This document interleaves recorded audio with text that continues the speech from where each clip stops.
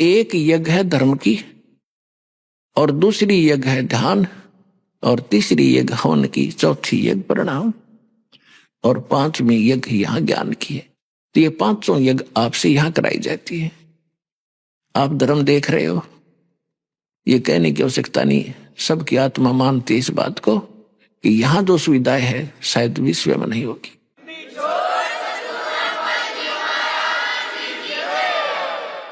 ये किस कारण से है, ये भी आपने सोचना पड़ेगा।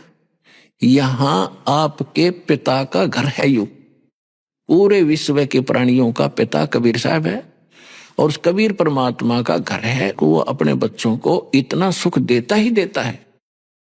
और सतलोक में चले जाओगे तो बिराने घर में, दूसरे के लोक में इतनी सुविधा कर रखी दाता ने। जब अपने घर जाओगे अपने लोक में, वहां जाने के बाद देखना आपको कितना सुख होगा।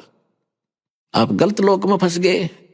अनसा देश सुदेश का यू पड़ा कुदेशा आए, जाका चारा मोतियां वो घोग्यों क्यों पति आए।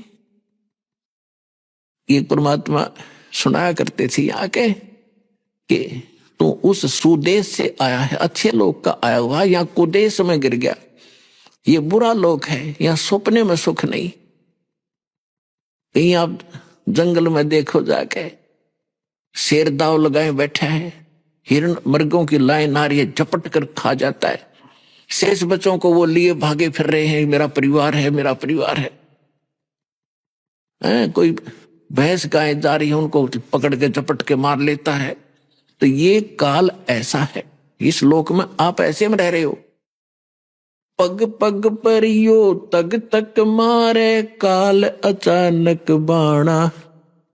पग पग पर तक तक का मारे, तुम्हें जब चाहेगा उसी को झपट लेगा। कहीं एक्सीडेंट करा देगा, कि तो फ्लड ला देगा, कहीं भूकंप के कारण या रोग के कारण, हार्ट अटैक के कारण। इसने तो रोज 1,00,000 जीव खाने हैं, और आप इसके लोक में और सुख खोज रहे हो, क्योंकि आप अभी तक उस लोक से परिचित नहीं थे।